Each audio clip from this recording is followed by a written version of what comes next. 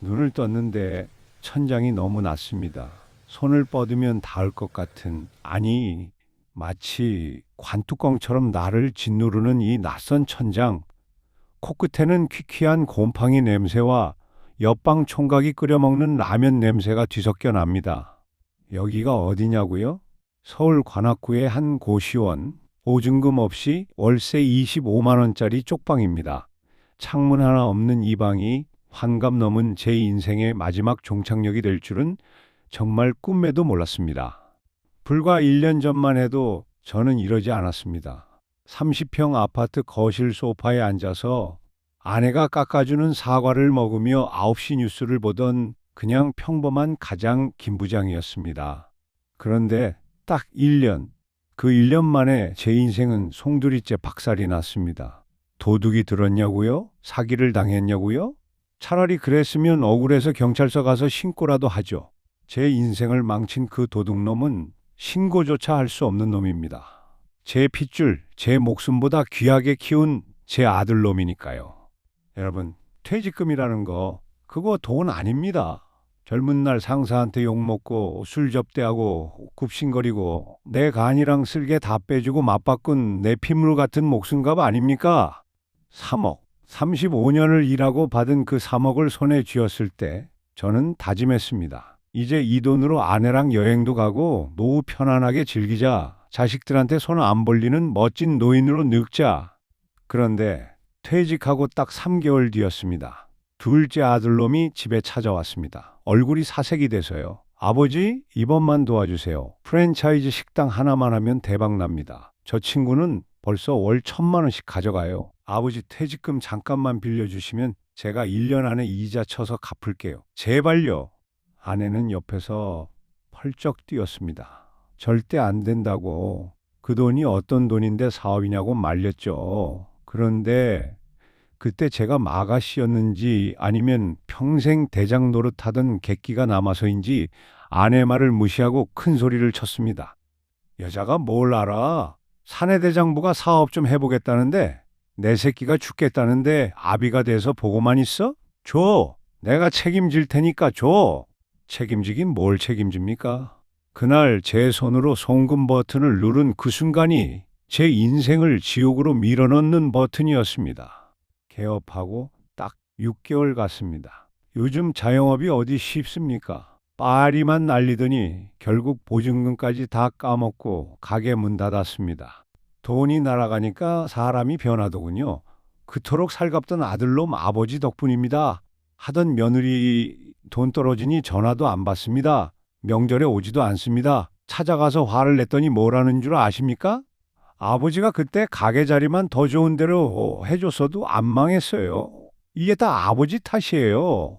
기가 막혀서 말이 안 나오더군요.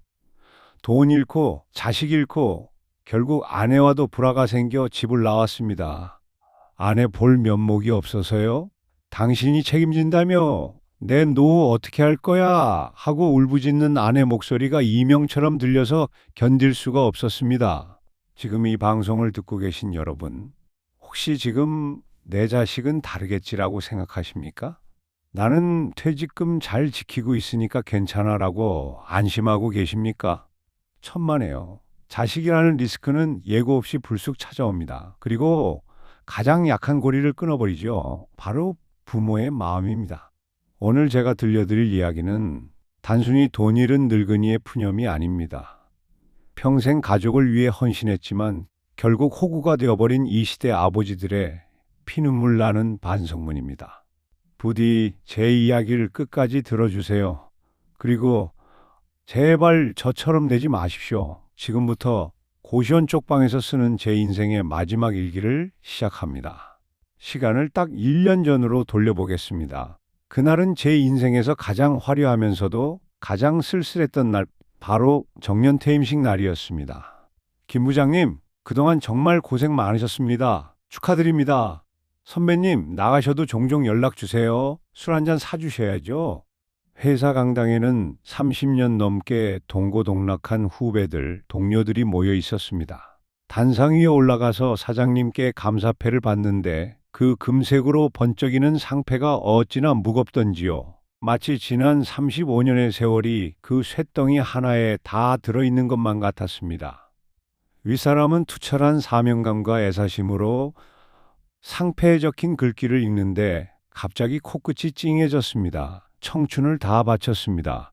새벽별 보고 출근해서 달 보고 퇴근하던 날들, 상사한테 깨지고 옥상에서 담배 피우며 삼키던 눈물들, IMF 때 동료들이 잘려나가는 걸 보면서도 처자식 먹여 살리겠다고 악착같이 버텼던 시간들, 그 모든 게 오늘로 끝난다고 생각하니 시원섭섭하다는 말로는 표현이 안 되더군요. 꽃다발을 한 아름 안고 사진을 찍었습니다. 다들 웃고 있었고 저도 활짝 웃었습니다. 그때까지만 해도 저는 제가 승리자인 줄 알았습니다. 명예롭게 정년까지 채우고 두둑한 퇴직금까지 챙겨서 나가니까요. 그래, 김철수, 너 진짜 열심히 살았다. 이제 좀 쉬자. 고생 끝 행복 시작이다. 속으로 그렇게 외쳤습니다. 그런데 말입니다. 퇴임식이 끝나고 동료들과 헤어지고 집으로 돌아가는 지하철 아니었습니다. 퇴근 시간이라 지하철은 콩나물 시루처럼 꽉 차 있었습니다. 저는 그 틈바구니에서 커다란 꽃다발과 상패가 든 쇼핑백을 끌어안고 서 있었죠. 사람들이 힐끔힐끔 쳐다봅니다. 저 아저씨는 뭔데 저렇게 꽃을 들고 있어? 하는 표정들. 평소 같으면 신경도 안 썼을 텐데 그날따라 그 시선이 왜 그리 부끄러웠는지 모릅니다. 덜컹거리는 지하철 차창에 제 얼굴이 비쳤습니다. 거기에 머리가 희끗희끗하고 주름진 웬 늙은 아저씨 하나가 서 있더군요.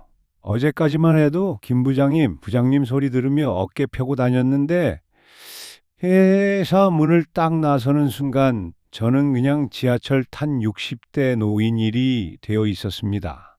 갑자기 가슴 한 구석이 텅 하고 비어버리는 것 같았습니다. 손에 든 꽃다발이 꼭 조화처럼 느껴지더군요. 아, 나 이제 어디로 가지? 35년 동안 매일 아침 눈 뜨면 갈 곳이 있었는데 내일 아침엔 알람을 안 맞춰도 되는데 그게 기쁜 게 아니라 너무나 무섭고 막막했습니다. 집에 도착했습니다. 현관문을 여니 익숙한 된장찌개 냄새가 났습니다.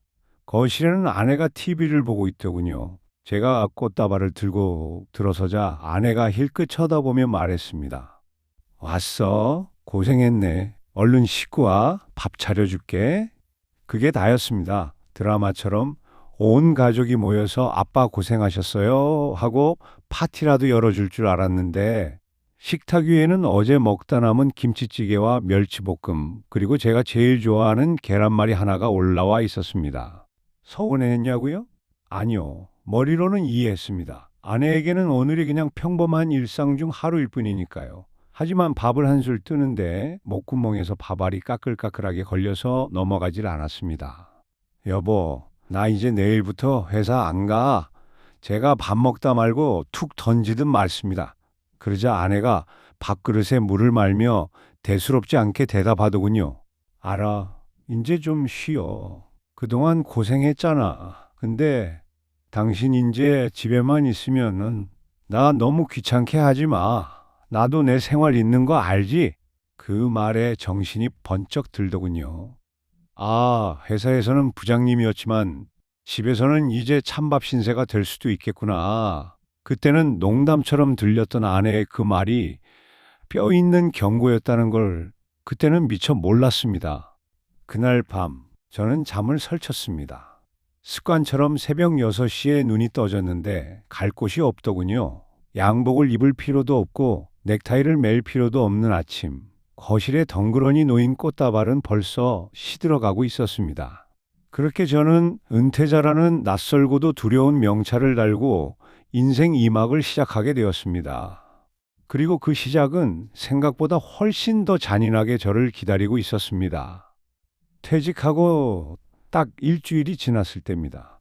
처음 며칠은 좋았습니다. 늦잠도 자고 밀린 드라마도 보고 소파와 한몸이 되어서 뒹굴뒹굴했죠. 아, 이게 천국이구나. 남들 일할 때 노는 게 이렇게 달콤하구나 싶었습니다. 근데 여러분, 그 천국의 유통기한이 딱 일주일이더군요. 사건의 발단은 어느 평화로운 화요일 오전이었습니다. 그날도 저는 거실 소파에 누워서 TV 리모컨을 돌리고 있었죠.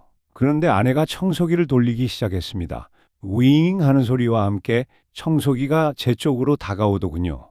보통 때 같으면 아내가 여보, 청소하게 좀 비켜봐요 했을 텐데 그날은 달랐습니다. 청소기 헤드로 제 발바닥을 툭툭 치는 겁니다. 마치 길가에 있는 돌멩이 치우듯이 말이죠. 다리 좀 들어봐. 먼지 쌓였잖아. 아우, 무거워. 하루 종일 누워 있을 거야?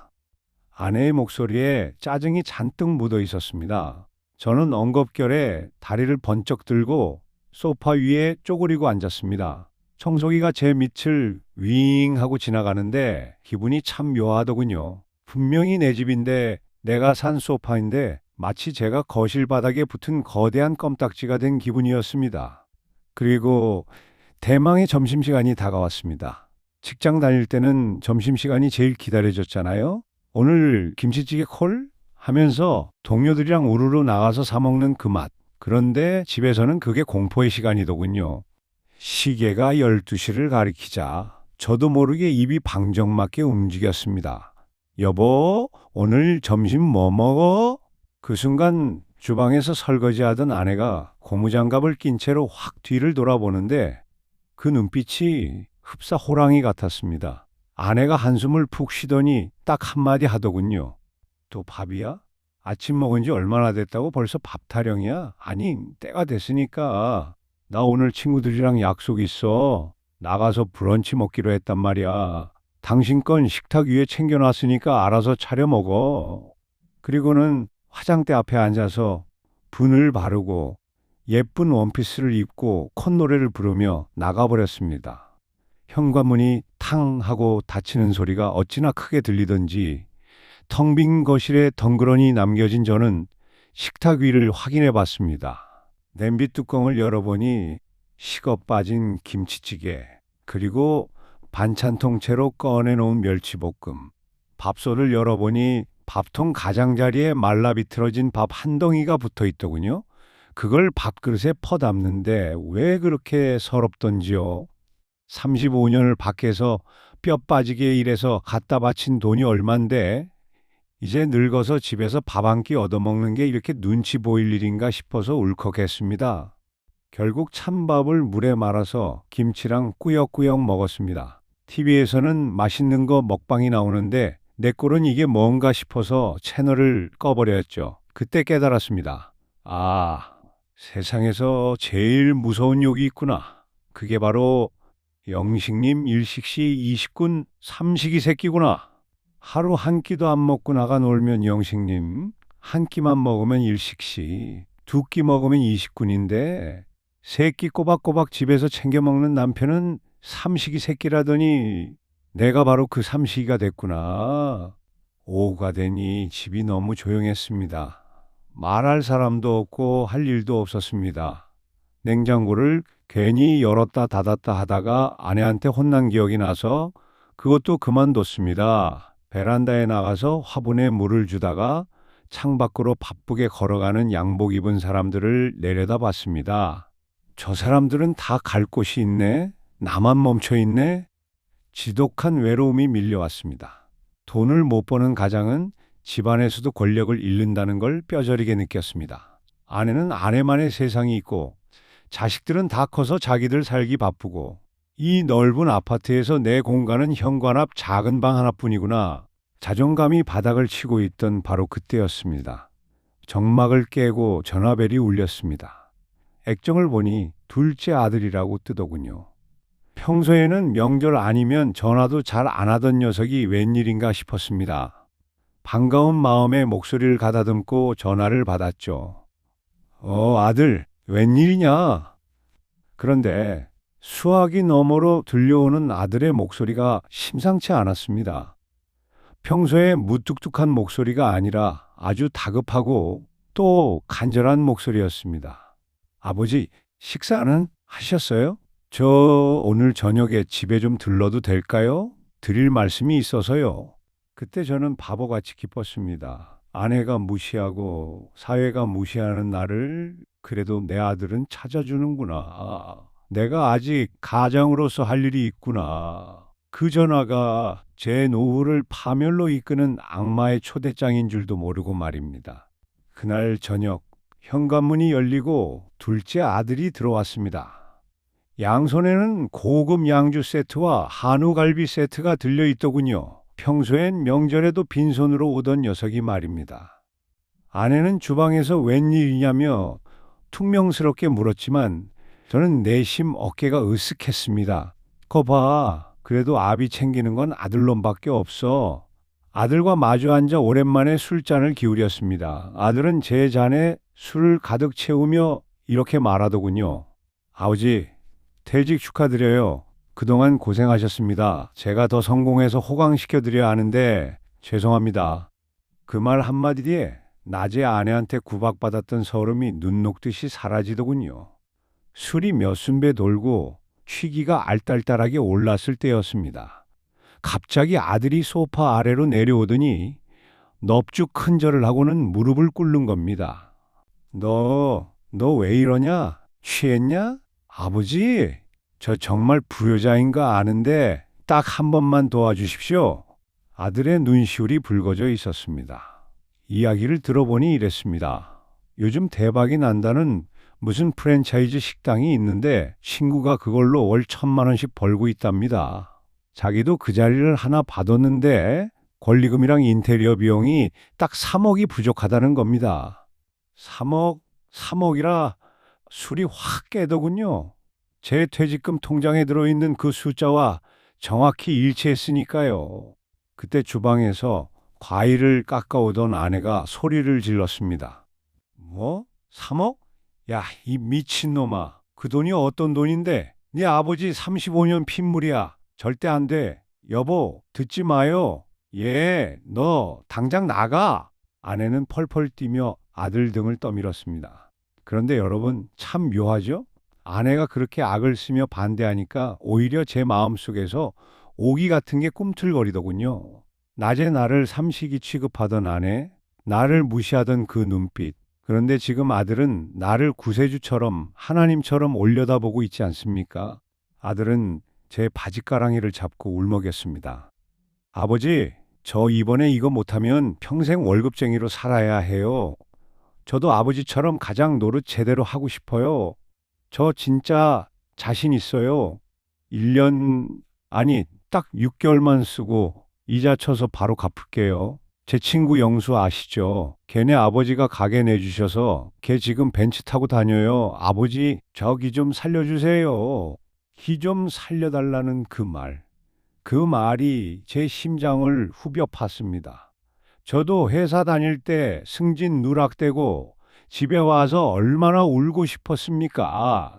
내 새끼가 밖에서 기죽고 다닌다는데 벤츠 타는 친구 옆에서 작아진다는데 어떤 아버지가 그걸 보고만 있습니까? 저는 떨리는 손으로 담배를 하나 물고 베란다로 나갔습니다. 창문에 비친 제 얼굴을 봤습니다. 늙고 초라한 삼식이 김철수가 아니라 아들의 운명을 바꿔줄 수 있는 능력 있는 가장 김철수가 되고 싶었습니다. 이 돈을 쥐고 있으면 나는 그냥 돈 있는 노인이지만 이 돈을 아들에게 주면 나는 성공한 아들의 존경받는 아버지가 될 것 같았습니다. 다시 거실로 들어왔을 때 아내는 여전히 아들을 혼내고 있었습니다. 저는 식탁을 쾅 내려치며 소리쳤습니다. 시끄러워. 여자가 어디 사내대장부 앞길을 막아. 돈 줘. 아내의 눈이 휘둥그레졌습니다. 당신 미쳤어? 그 돈 없으면 우리 굶어 죽어. 노후는 어떡할 건데? 내 돈이야?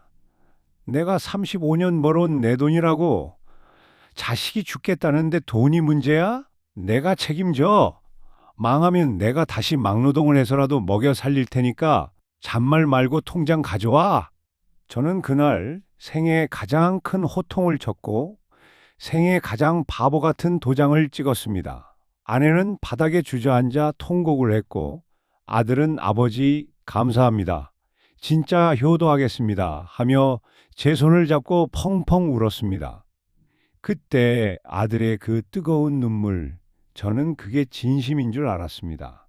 아니요. 진심이었겠죠. 그때까지는요. 다음 날 아침 은행 창구에 앉아서 3억 원을 이체하던 순간 전송하시겠습니까? 라는 문구 앞에서 손가락이 미세하게 떨리더군요.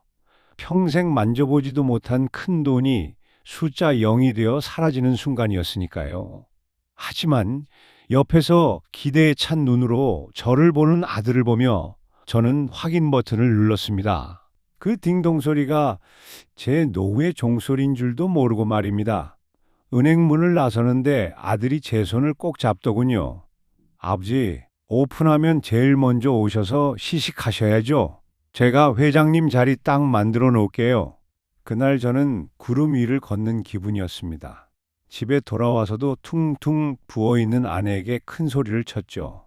두고 봐. 우리 아들놈이 이제 매달 용돈 몇백만 원씩 갖다 줄 거야. 당신도 이제 사모님 소리 듣게 해줄게. 그로부터 딱 3개월 뒤였습니다. 그 사모님 소리가 빚쟁이 소리로 바뀌는 데는 그리 오랜 시간이 걸리지 않더군요. 개업식 날은 정말 화려했습니다. 가게 앞에는 화환이 늘어서 있고 아들은 양복을 빼입고 손님을 맞이했죠. 제가 들어가니 아들이 큰 목소리로 외치더군요. 우리 회장님 오셨습니까? 어서 오십시오. 친구들을 불러 모아 거하게 한턱 냈습니다. 야, 김 부장 부럽다. 아들이 사장이고 아버지가 회장이네. 친구들의 부러움 섞인 농담에 저는 어깨가 귀미까지 올라갔습니다. 아내도 그날만큼은 한복 곱게 차려입고 카운터에 앉아 웃고 있었죠. 그래, 3억이 아깝지 않다. 이게 행복이지. 그때는 정말 세상이 다 내 것 같았습니다. 그런데 여러분, 개업발이라는 거, 그거 딱 2달 가더군요. 3달째 접어들면서 뭔가 이상한 낌새가 느껴졌습니다. 처음엔 매일 저녁마다 전화해서 아버지, 오늘 매출 얼마 찍었습니다. 하고 자랑하던 녀석이 연락이 뜸해지기 시작했습니다. 제가 궁금해서 전화를 걸면 늘 바쁘다고 합니다.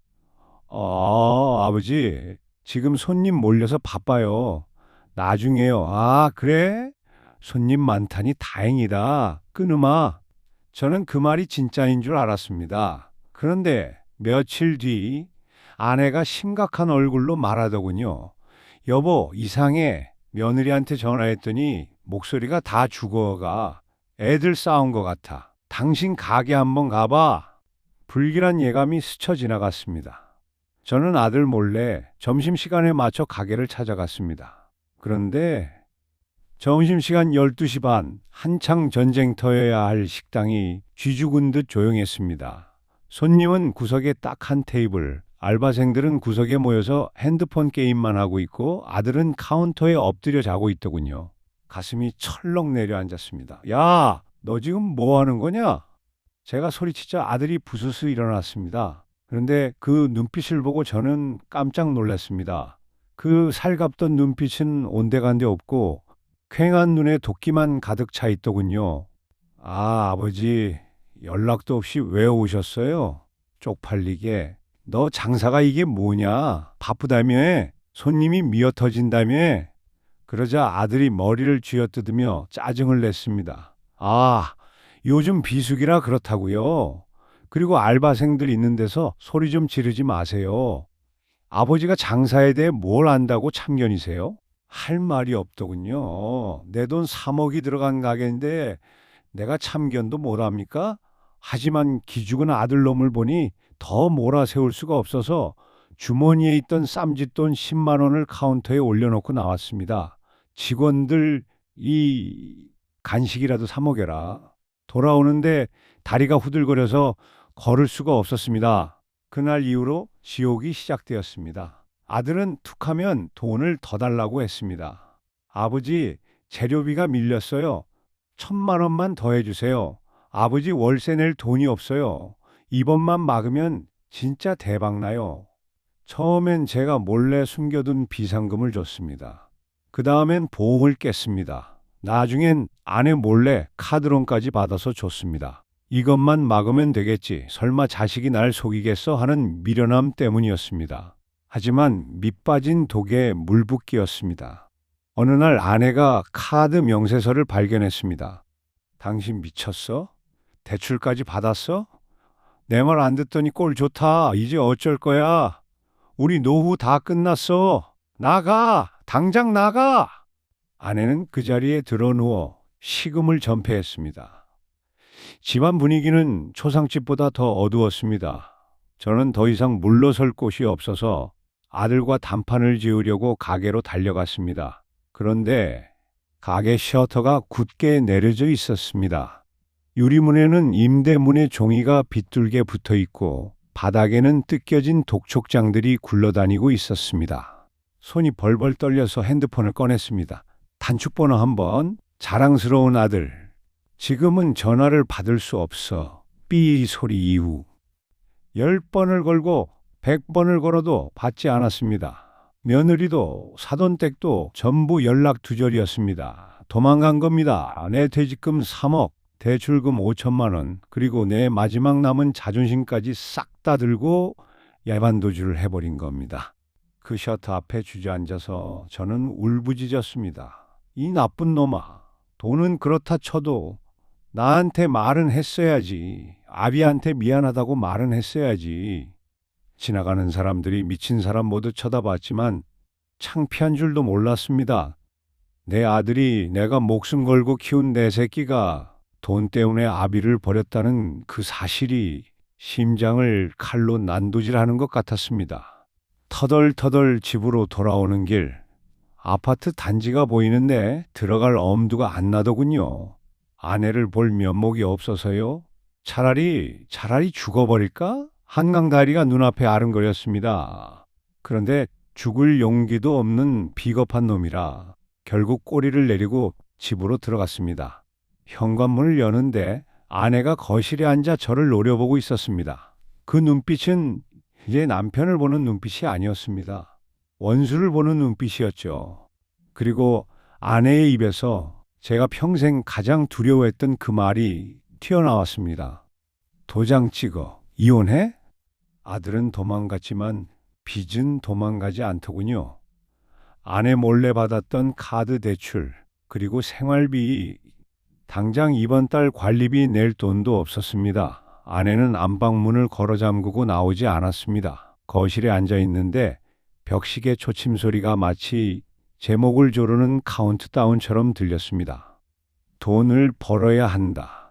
뭐라도 해야 한다. 평생 팬데만 굴리던 제가 할 수 있는 게 뭐가 있겠습니까? 벼룩시장 신문을 펼쳤습니다. 60세 이상 환영. 눈을 씻고 찾아봐도 갈 곳은 딱 정해져 있더군요. 아파트 경비, 청소, 주차 관리, 택배 상하차. 35년을 부장님 소리 듣고 살았는데 솔직히 처음엔 손이 안 나갔습니다. 내가 명문대 나와서 대기업 다닌 사람인데 내가 경비를 해? 쪽팔려서 친구들 어떻게 봐? 아직도 배가 불렀던 거죠. 주제 파악이 덜 된 겁니다. 하지만 안방에서 들려오는 아내의 흐느끼는 소리를 듣고 저는 양복을 꺼내 입었습니다. 그때 은퇴식 때 입었던 그 양복 말입니다. 넥타이까지 메고 거울 앞에서 흰머리를 염색약으로 감췄습니다. 조금이라도 젊어 보이려고요. 집에서 먼 동네 아는 사람 안 마주칠 만한 곳에 있는 아파트 관리사무소를 찾아갔습니다. 면접을 보러 왔다고 하니 웬 새파랗게 젊은 관리소장이 저를 위아래로 훑어보더군요. 나이는 기껏해야 30 중반? 제 아들뻘이나 될까요? 그는 껌을 짝짝 씹으며 제 이력서를 한 손으로 집어들었습니다. 어이쿠, 스펙이 화려하시네. S전자 부장 출신? 대학도 좋은 데 나오셨고. 그의 말투에는 비아냥이 섞여 있었습니다. 저는 두 손을 무릎 위에 공손히 올리고 군대 이등병처럼 각 잡고 앉아서 대답했습니다. 네, 열심히 하겠습니다. 체력 하나는 자신 있습니다. 그러자 소장이 피식 웃으며 의자 등받이에 몸을 기댔습니다. 아저씨, 여기 회사 아니에요. 엑셀하고 기획안 짜는 데 아닙니다. 주민들이 어이 아저씨하고 부르면 튀어나가서 쓰레기 분리수거하고 술 취한 사람 토한 거 치우고 택배 나르는 데예요. 아시겠어요? 네, 알고 왔습니다. 할 수 있습니다. 에이, 못할 것 같은데. 여기 부장님 출신들 오면 일주일도 못 버티고 도망가요. 주민들이 반말좀만 해도 얼굴 붉히고 대들다가 잘린다고요. 아저씨, 자존심 다 버릴 수 있어요? 입주민이 뺨 때리면 죄송합니다 하고 고개 숙일 수 있냐고요. 면접관의 말이 비수처럼 날아와 꽂혔습니다. 화가 치밀어 올랐습니다. 어린 놈이 어디서 어른한테 싶어서 주먹이 부들부들 떨렸습니다. 하지만 그 순간 도망간 아들의 얼굴과 텅 빈 통장 잔고가 떠올랐습니다. 저는 떨리는 주먹을 펴서 무릎을 꽉 잡고 고개를 숙였습니다. 할 수 있습니다. 시켜만 주십시오. 저 돈 벌어야 합니다. 제 목소리가 기어 들어가듯 작았습니다. 비굴했습니다. 그제야 소장 귀찮다는 듯 손을 휘휘 저으며 말했습니다. 연락 드릴 테니 가보세요. 근데 우리 아파트가 좀 빡세서 나이 60 넘으면 잘 안 써주는데 뭐 일단 알겠습니다. 관리사무소를 나오는데 다리에 힘이 풀려서 화단 턱에 주저앉았습니다. 한참을 멍하니 앉아 있는데 지나가던 초등학생들이 저를 보고 자기들끼리 속닥거리더군요. 저 할아버지 왜 저러고 있어? 몰라. 술 취했나 봐. 할아버지. 그래. 나는 이제 부장님이 아니라 그냥 돈 없는 할아버지구나. 그걸 인정하는 게 왜 그렇게 죽기보다 힘들었는지 모르겠습니다. 집으로 돌아오는 길 편의점에 들러 소주 한 병과 새우깡 한 봉지를 샀습니다. 집에 들어가서 마실 용기가 안 나더군요. 놀이터 벤치에 앉아서 종이컵에 소주를 따랐습니다. 그 소주가 식도를 타고 넘어가는데 그게 꼭 눈물맛 같았습니다. 35년 동안 낸 세금이 얼만데 나라 경제 발전에 이바지한다고 내 청춘 다 바쳤는데 왜 내 노년은 이따위인가? 왜 나는 자식한테 털리고 자식 벌되는 놈한테 무시당하며 살아야 하나? 서러움이 북받쳐서 벤치에 엎드려 꺽꺽 소리내 울었습니다. 지나가던 사람들이 쳐다보든 말든 체면이고 뭐고 다 내려놓고 울었습니다. 그때 깨달았죠. 자존심? 개나 줘버려라. 자존심이 밥 먹여주냐? 당장 내일 쌀 돈도 없는데 그렇게 한참을 울고 퉁퉁 부은 눈으로 집에 들어갔습니다. 술 냄새를 풍기며 들어오는 저를 보고 아내는 거실 불도 켜지 않은 채 어둠 속에 앉아 있더군요. 그리고 아주 차분하고 냉정하게 말했습니다. 왔어? 앉아봐. 할 얘기가 있어. 올 것이 왔구나 싶었습니다. 아내의 손에는 하얀 종이 한 장이 들려 있었습니다. 이혼 서류였죠. 아들은 돈을 들고 튀었고 남편은 무능력한 술주정뱅이가 됐으니 아내로서도 참을 만큼 참았을 겁니다. 하지만 그 순간 저는 너무나 야속했습니다. 내가 누구 때문에 이렇게 됐는데, 내가 누구 때문에 그 모욕을 참아가며 면접을 보고 왔는데, 제 입에서 나온 말은 사과가 아니라 도끼 어린 비난이었습니다. 이것이 우리 부부의 마지막 대화가 될 줄은 꿈에도 모른 채 말이죠. 거실 탁자 위에 놓인 하얀 종이 한 장, 이혼 합의서. 그 6글자가 제 눈을 찔렀습니다. 술 기운이 확 달아나더군요. 저는 떨리는 손으로 종이를 집어들었다가 그대로 바닥에 내동댕이 쳤습니다. 당신 제정신이야? 이혼? 내가 돈 좀 까먹었다고 지금 나 버리는 거야? 35년 동안 내가 벌어다 준 돈으로 먹고 살았으면서 의리가 있어야지 사람이. 제 고함에도 아내는 눈 하나 깜짝하지 않았습니다. 오히려 그 눈빛이 너무나 서늘해서 등골이 오싹해질 정도였습니다. 아내가 입을 열었습니다. 목소리가 낮고 건조했습니다. 의리? 당신 입에서 의리라는 말이 나와? 3억 그 큰 돈을 날려서 화나는 거 아니야. 물론 아깝지. 피 같은 돈이니까. 근데 내가 진짜 못 견디겠는 건 뭔지 알아? 당신은 그 돈을 줄 때도 날린 지금도 단 한 번도 내 말은 듣지 않았다는 거야. 뭐? 아들한테 돈 줄 때 내가 울면서 말렸지. 우리 노후 자금이라고. 근데 당신 뭘 했어? 여자가 뭘 아냐고 했지. 내 돈이니까 내 맘대로 한다고 했지. 그래, 당신 돈이니까 당신 맘대로 했잖아. 그러니까 이제 내 인생도 내 맘대로 할게. 말문이 막혔습니다. 반박하고 싶은데 틀린 말이 하나도 없었으니까요. 하지만 자존심이 상한 저는 또다시 엉뚱한 소리를 해댔습니다. 야, 내가 널 무시해서 그랬어? 아들 기 살려주려고 그런 거 아니야. 다 우리 가족 잘 되자고 한 일인데 결과 좀 안 좋다고 사람을 이렇게 매도해? 그러자 아내가 피식 웃더군요. 그 웃음이 참 슬펐습니다. 가족을 위해서? 아니, 당신은 당신을 위해서 한 거야. 능력 있는 아버지 소리 듣고 싶어서, 벤츠 타는 친구 아들한테 지기 싫어서, 당신 자존심 세우려고 그 돈 던져준 거잖아. 그리고 당신 퇴직하고 집에 있는 동안 나를 어떻게 대했니? 밥 안 차려준다고 징징대고 청소기 돌리면 발 치우라고 짜증내고 당신한테 나는 아내였어? 아니면 밥 차려주는 하숙집 아줌마였어? 아내의 눈에서 눈물 한 방울이 툭 떨어졌습니다.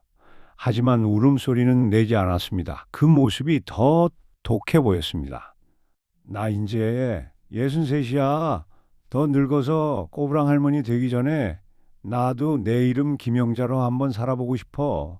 누구 엄마, 누구 아내, 삼시세끼 밥 차려주는 식모 말고 그냥 나 혼자 내가 번 돈으로 내가 사 먹고 내가 자고 싶을 때 자는 그런 삶.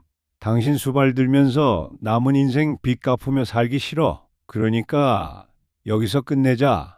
집 팔아서 반반 나누고 각자 살자. 아내는 이미 짐을 싸둔 상태였습니다. 안방문 옆에 여행용 가방 하나가 덩그러니 놓여 있더군요. 당신 진짜 갈 거야? 진짜 나 버리고 갈 거야? 제 목소리가 비굴하게 떨렸습니다. 방금 전까지 큰 소리 치던 기세는 온데간데 없고 겁먹은 어린아이처럼 아내의 옷자락을 잡았습니다. 하지만 아내는 제 손을 매몰차게 뿌리치더군요. 법원에서 봐. 현관문이 닫히는 소리가 아파트 복도에 웅웅 울렸습니다. 저는 그 자리에 주저앉았습니다. 집이 너무나 넓고 너무나 조용했습니다. 어제까지만 해도 잔소리하던 아내의 목소리가 환청처럼 들리는 것 같았습니다. 있을 때 잘해. 그 흔한 유행가 가사가 왜 이제야 가슴을 후벼 파는 걸까요? 35년을 함께 산 아내가 떠나는 데는 35분도 걸리지 않았습니다. 그 후로 한 달은 어떻게 지나갔는지 기억도 안 납니다. 이혼 소송? 할 기력도 없어서 아내가 하자는 대로 다 해줬습니다. 아파트를 금매로 팔고 빚을 갚고 위자료를 주고 나니 제 손에 남은 돈은 딱 500만 원. 35년 근속, 대기업 부장 김철수의 인생 정산서가 고작 500만 원이었습니다. 이삿날 트럭에 짐을 싣고 떠나는 아내. 아니, 이제는 남이 된 그녀의 뒷모습을 봤습니다. 그녀는 뒤도 안 돌아보더군요. 저는 낡은 등산 가방 하나에 옷까지 몇 벌을 쑤셔넣고 부동산에서 소개해 준 곳으로 향했습니다. 보증금 없고 월세 싼 방이 있어요. 밥도 주고 김치도 줍니다. 그렇게 도착한 곳이 바로 지금 제가 누워 있는 이 고시원입니다. 한평 남짓한 방. 책상 하나, 침대 하나 놓으니 발 디딜 틈도 없는 공간. 창문도 없는 이 먹먹한 방에 짐을 풀고 앉았는데 웃음이 나오더군요. 허허허, 허허허. 미친 사람처럼 혼자 웃다가 결국 베개에 얼굴을 파묻고 소리질러 울었습니다. 악! 으악! 가족도 잃고 돈도 잃고 집도 잃고 나한테 남은 건 늙고 병든 몸뚱어리 하나뿐이구나. 이럴 줄 알았으면 그때 아내 말을 들을걸? 이럴 줄 알았으면 밥 한 끼라도 따뜻하게 말해서 먹을걸. 후회가 파도처럼 밀려와서 숨을 쉴 수가 없었습니다. 그날 밤 고시원의 얇은 벽 너머로 옆방 사람이 벽을 쿵쿵 치더군요. 아저씨, 시끄러워요. 잠 좀 잡시다. 죄송합니다. 죄송합니다. 저는 입을 틀어막고 숨죽여 울었습니다. 이것이 제 화려했던 인생 1막의 처참한 엔딩 크레딧이었습니다. 고시원 생활 일주일째 저는 곡기를 거의 끊고 지냈습니다. 라면 하나 끓여 먹을 의욕도 없었으니까요. 좁은 방에 누워 천장만 바라보며 생각했습니다. 수면제를 모을까 아니면 그냥 옥상에서 뛰어내릴까? 살아있는 것 자체가 형벌 같았던 시간들이었습니다. 그러던 어느 날 새벽, 핸드폰이 진동했습니다. 이 새벽에 올 연락이 없는데 빚쟁인가 싶어 무시하려다 액정을 봤습니다. 부고 알림 발신자는 고등학교 동창 회장이었고 망자의 이름은 박상철이었습니다. 제 눈을 의심했습니다. 상철이, 우리 동창 중에 제일 성공한 녀석, 강남에 빌딩이 두 채나 있고 자식들도 다 유학 보내고 의사 만들어서 남부러울 게 없던 녀석. 불과 지난달 모임에서도 야, 돈 필요하면 말해라 하고 큰 소리치던 그 녀석이 심장마비로 급사했다는 겁니다. 저는 홀린 듯이 검은 정장을 꺼내 입었습니다. 다 구겨진 양복을 대충 털어입고 장례식장으로 향했습니다. 영정사진 속 상철이는 활짝 웃고 있었습니다. 그놈 아내는 넋이 나가서 울고 있고 의사라던 아들놈은 손님들 명함 챙기느라 바빠 보이더군요. 육개장에 소주 한 잔을 따르는데 헛웃음이 나왔습니다. 야, 상철아, 너 참 허무하다. 빌딩이 있으면 뭐합니까? 통장에 수십억이 있으면 뭐합니까? 그 돈 써보지도 못하고 64세 나이에 저 좁은 관 속에 들어가 있는데 평생 돈 하면서 아등바등 살더니 갈 때는 수위 한 벌이 끝이구나. 그때 뒤통수를 한 대 얻어맞은 것 같았습니다. 나는 돈 3억 잃고 중내사내 하고 있는데 저놈은 돈 다 놔두고 목숨을 잃었네. 그래도 내가 저놈보다 낫네. 나는 살아 숨쉬고 있잖아. 새벽 4시 장례식장을 비틀거리며 걸어 나왔습니다. 코끝에 닿는 새벽 공기가 차가웠지만 이상하게 상쾌했습니다. 심장이 쿵쿵 뛰는 게 느껴졌습니다. 정처 없이 걷다 보니 남대문 시장 근처였습니다. 새벽부터 장사 준비하는 상인들, 집 나르는 지게꾼들이 김을 뿜으며 일하고 있었습니다. 그 활기찬 풍경을 보는데 갑자기 뱃속에서 천둥 같은 소리가 났습니다. 꼬르륵 죽고 싶다던 놈이 배가 고프답니다. 염치도 없지. 하지만 그 순간의 배고픔은 그 어떤 욕망보다 강렬했습니다. 시장 구석에 있는 허름한 국밥집 간판이 보였습니다. 시래기 국밥 3,000원 주머니를 뒤져보니 꼬깃꼬깃한 1,000원짜리 몇 장이 잡혔습니다. 가게 문을 열고 들어갔습니다. 이모, 여기 국밥 한 그릇 주소. 네, 밥 많이 드려? 네, 많이 주세요. 아주 많이요. 뚝배기 넘치도록 밥을 꾹꾹 눌러 담은 국밥이 나왔습니다. 모락모락 피어오르는 하얀 김, 구수한 된장 냄새. 숟가락을 들 힘도 없다고 생각했는데 저는 허겁지겁 국물을 떠넣었습니다. 뜨거운 국물이 식도를 타고 내려가 위장에 닿는 순간 온몸에 전기가 통하는 것 같았습니다. 아, 따뜻하다. 밥을 말아서 김치 한 조각 얹어 입안 가득 밀어 넣었습니다. 뜨거워서 입천장이 데일 것 같은데 씹을수록 단맛이 났습니다. 눈물이 뚝뚝 떨어져서 국물에 섞였습니다. 짜고 뜨겁고 구수한 그 맛. 주위를 둘러봤습니다. 옆 테이블의 지게꾼 아저씨도 앞자리의 할머니도 다들 아무 말 없이 국밥 한 그릇에 코를 박고 먹고 있었습니다. 누구 하나 저를 비난하지 않았습니다. 야, 이 삼식이 놈아, 돈 까먹은 놈이 밥이 넘어가냐? 하고 욕하는 사람도 없었습니다. 오로지 저와 국밥 단둘뿐이었습니다. 그때 처음으로 느꼈습니다. 자유. 35년 동안 처자식 먹여 살리느라 밥을 먹어도 이게 밥인지 모래인지 모르고 삼켰는데 오늘 이 3,000원짜리 국밥은 온전히 나를 위한 밥상이구나. 아내 눈치 안 보고 쩝쩝 소리내도 뭐라 할 사람 없고 내 돈 내고 내가 사먹는 이 밥 한 끼가 왜 이렇게 눈물나게 맛있는지 바닥까지 싹싹 긁어먹고 물 한 컵을 들이키니 죽고 싶다는 생각 대신 다른 생각이 올라왔습니다. 살짝. 돈은 없어도 배는 부르네. 상철이 놈은 이 맛도 못 보고 갔는데 나는 먹었잖아. 그럼 된 거 아니냐. 가게를 나오는데 동쪽 하늘에서 붉은 해가 떠오르고 있었습니다. 저는 주먹을 꽉 쥐었습니다. 그래, 김철수, 인생 안 끝났다. 퇴직금 3억? 수업료 냈다고 치자. 가족? 인연 있으면 다시 보겠지. 나한테는 아직 튼튼한 팔다리가 있고 국밥 한 그릇 사 먹을 돈은 벌 수 있다.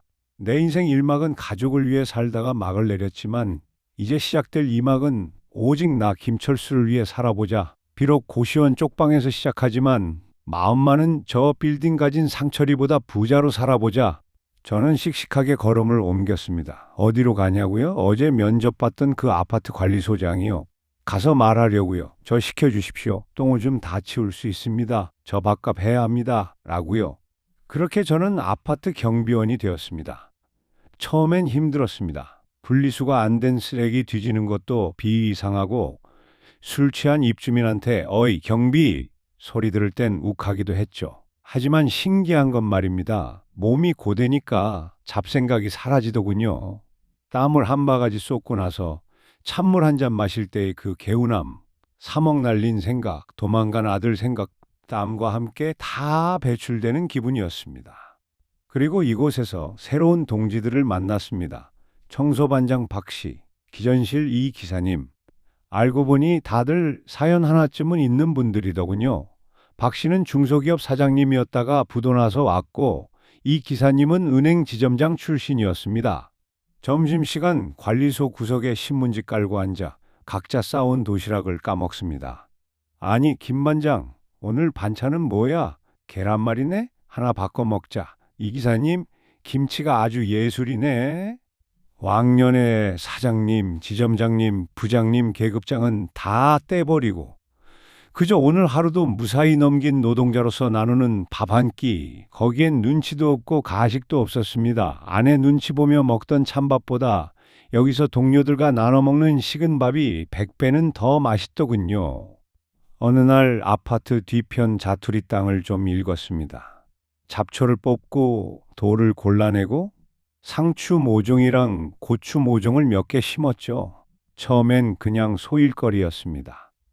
그런데 이 녀석들이 참 기특합니다. 아침에 출근해서 물 한 번 주면 저녁에 퇴근할 때 저 이만큼 컸어요.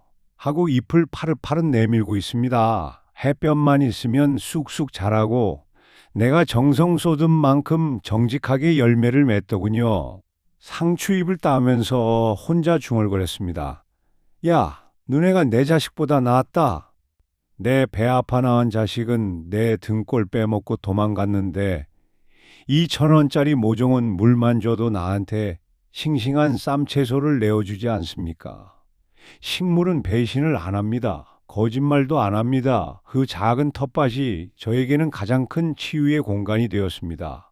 수확한 상추를 한 봉지 가득 담아서 동료들에게 나눠줬습니다. 김 반장, 이거 직접 키운 거야? 야들야들하니 맛있겠네. 좋아하는 동료들의 얼굴을 보면서 저는 오랜만에 주는 기쁨을 느꼈습니다. 돈으로 으스대며 주는 게 아니라 내 땀으로 키운 걸 나누는 진짜 기쁨 말이죠. 저녁 퇴근길, 고시원 좁은 방으로 돌아가지만 발걸음은 가볍습니다. 손에 든 막걸리 한 병과 제가 키운 풋고추 몇 개가 들려 있습니다. 이게 제 저녁 만찬입니다. 이거면 충분합니다. 벌써 계절이 바뀌어 겨울이 오고 있습니다. 저는 여전히 고시원에 살고 여전히 경비복을 입습니다. 남들이 보기엔 실패한 인생일지도 모릅니다. 퇴직금 날리고 가족 잃고 쪽방 사는 노인네. 하지만 저는 감히 말합니다. 지금이 제 인생에서 마음만은 가장 편안한 전성기라고요. 얼마 전 모르는 번호로 문자가 하나 왔습니다. 아버지, 죄송해요. 면목이 없어서 연락 못 드렸어요. 꼭 성공해서 갚을게요. 아들이더군요. 예전 같았으면 당장 전화해서 욕을 퍼붓고 어디냐고 소리쳤을 겁니다. 하지만 저는 그냥 휴대폰을 덮었습니다. 용서? 아니요. 용서한 건 아닙니다. 다만 놓아버린 겁니다. 미움도 힘이 있어야 하는 거더군요. 내 남은 인생 그놈 미워하고 원망하는 데 쓰기엔 시간이 너무 아깝습니다. 돈 3억? 수업료 톡톡히 냈다고 생각합니다. 그 덕분에 알았으니까요. 돈 없어도 살 수 있다는 걸. 자식 농사 망쳤다고 내 인생까지 망친 건 아니라는 걸. 방송을 듣고 계신 여러분, 특히 저처럼 은퇴하고 자식 걱정, 돈 걱정에 잠 못 이루는 분들께 꼭 드리고 싶은 말이 있습니다. 제발 자식이라는 로또에 인생 걸지 마십시오. 그들은 그들의 인생을 살게 놔두고 여러분은 여러분의 인생을 사세요. 다 퍼주지 마세요. 마지막 비상금, 그리고 마지막 자존심은 남겨두세요. 그리고 오늘 당장 누구 눈치 보지 말고 가장 맛있는 밥 한 끼를 나 자신에게 사주세요. 35년, 40년 고생한 당신의 손을 잡고 말해주세요. 철수야, 영자야, 그동안 정말 고생 많았다. 이제는 너를 위해 살아라. 저는 내일도 새벽같이 일어나 빗자루를 들 겁니다. 아파트 마당을 쓸면서 제 마음의 번뇌도 싹 쓸어버릴 겁니다. 그리고 퇴근길엔 국밥집에 들러 소주 한 잔 딱 걸치렵니다. 그게 제 행복이니까요. 지금까지 64세 경비원 김철수의 파란만장한 인생 2막 이야기였습니다. 제 이야기가 여러분의 가슴에 작은 위로가 되었기를 바랍니다. 들어주셔서 감사합니다.